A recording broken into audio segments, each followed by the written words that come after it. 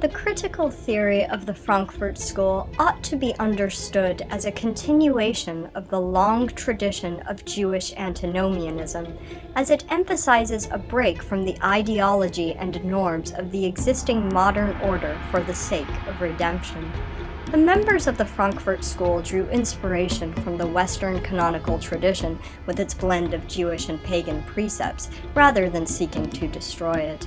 Their animosity towards Western industrial capitalist society and the progress myth grew out of the historical disdainful attitudes of the Goyim towards European Jewry, culminating in a genocide characterized by hierarchical obedience and technical efficacy. If Jew-hating conspiracy theorists really knew anything about Jewish history and the Frankfurt School, they'd bring up Walter Benjamin, may HaShem avenge his blood, and his admitted interest in the Gnostic Sabbatian-Frankist heresies, something he picked up from his good friend and theologian Gershom Scholem, which consisted of a moral transcendence of Jewish law and ethics, such as the consumption of unkosher foods, ritual sodomy, feasts and orgies on Purim, etc., egalitarianism, and female liberationist doctrines, all in the name of tikkun and messianic redemption.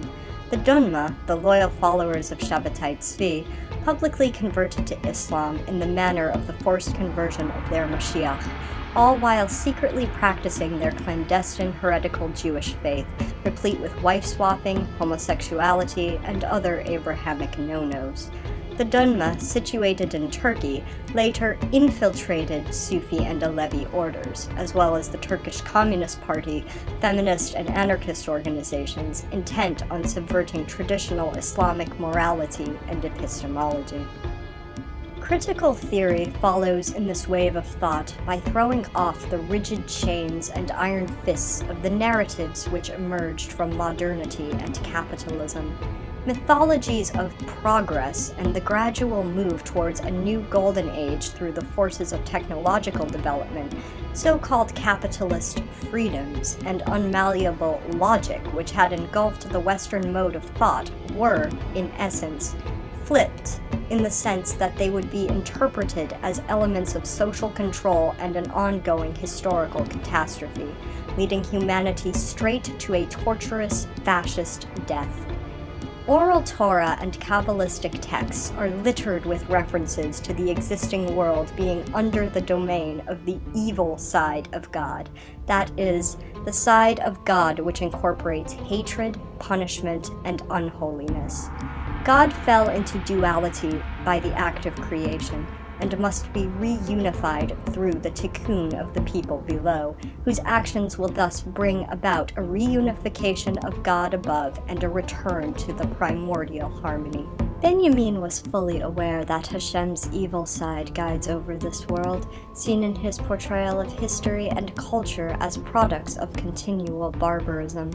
As he had knowledge of Oral Torah and the teachings of Jewish mystics, he was wise enough to understand that, contrary to the ideology of both capitalism and Soviet economic determinism, progress is a myth, as each generation declines in wisdom and spiritual insight despite huge advances in technology and societal complexity.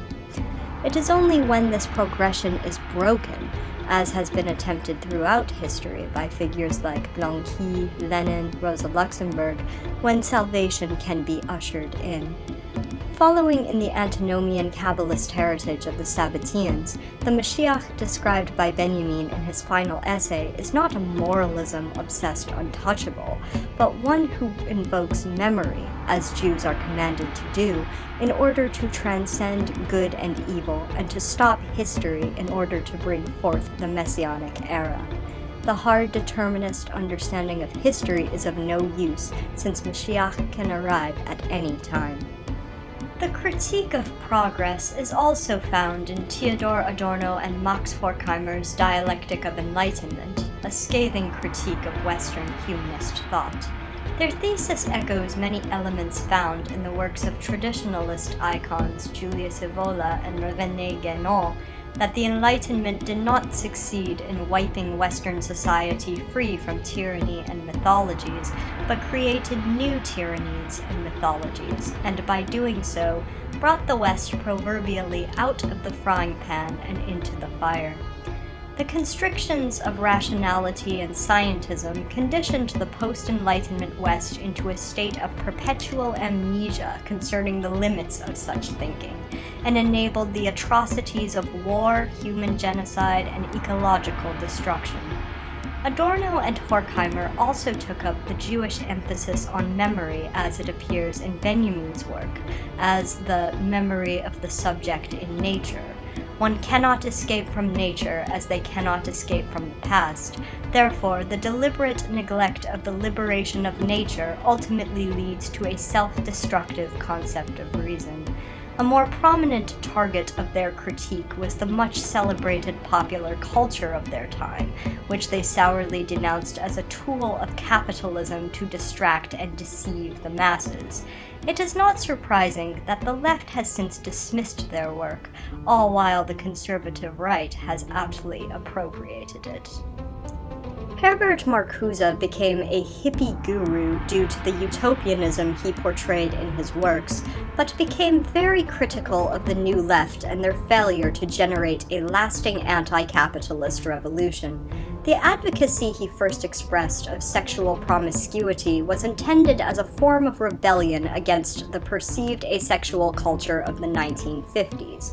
Later, he would denounce the youth movements which he had once inspired as having no will to build a significant leftist alternative to capitalism. In the text for which he is most known, One-Dimensional Man, he also repeats many of the same anti-progress, modernity-critical tropes, centering on the forces of assimilation and formalization of late capitalist culture and the grand limits of logic. The mechanization of capitalism through technology and hard social stratification, namely scientific management, has led to the creation of a monolithic culture and thought which drains any form of creativity, authenticity, or social dissent. In true Gnostic reversal, Marcuse denounces the stiff, formalized nature of capitalism and its methods of organizing society. While the system itself is very logical, the outcomes it produces are highly illogical, as they hold back social emancipation and only further the web of social control. In all of this, it can be stated that the intellectuals of the Frankfurt School were in no way trying to infiltrate culture, but were rather looking to retrieve the elements of Western culture which gave off a sense of utopianism within the commodified capitalist sludge. This can be seen in the ways Benjamin utilized translation as a means of finding the lost holy sparks of God within language and literature, and also within his motif of collecting and contrasting the artifacts of culture he encountered whilst walking into the sphere of the profane. It is also what led Adorno to praise old-school reactionary thinkers on the basis that such thought longed for a culture that was more authentic, and Marcuse to champion bourgeois literature as superior to the hippie aesthetics which he denounced as having little to no artistic value. They all recognized that mainstream culture had been transformed into a decaying carcass as modernity and capitalism loomed over Western civilization. When anti-Semites hastily bring up political correctness and the forms of language policing used by modern so-called leftists as proof of cultural Marxism's existence, they are, in fact, ignorantly referencing a very specific Jewish teaching regarding the role of language in creation and said theology's influence on critical theory. Mystical texts reveal that HaShem created the world through language, a fact repeated in the Christian Bible at the beginning of the Gospel of John. Each letter and each word contains an esoteric meaning, and every word thus contains a hidden meaning behind its visible meaning. As the world below is a reflection of what is above, language is fragmented as God has fallen into fragmentation due to the act of creation. As God is sporadic and unpredictable, language is sporadic and unpredictable and reflects something which is otherwise unknown on the surface. Benjamin applied this sacred knowledge to his own writings on language. It would be taken up a few decades later by the deconstructionists, the French post-structuralists who combined this idea with the genealogical method of Friedrich Nietzsche. The mantra of deconstruction follows the same path.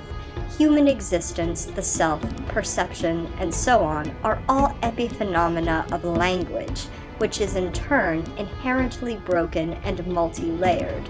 Political correctness and the obsession many of the so-called left have with language emerged from a bastardization of deconstruction by the American postmodern academic class, who took it on them to breed Western Christian moralism into this centrally Jewish school of thought. As the Sabbateans were driven into a state of Moranism by the repressive Ottoman state apparatus, so were the intellectuals of the Frankfurt School by the conditions of modernity and its perpetual killing of God.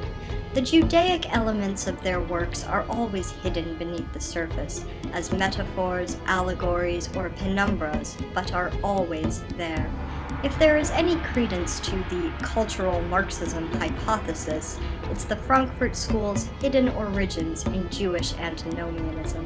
May the intellectuals of the Frankfurt School all share a hefty portion in the world to come. Amen ve'amen.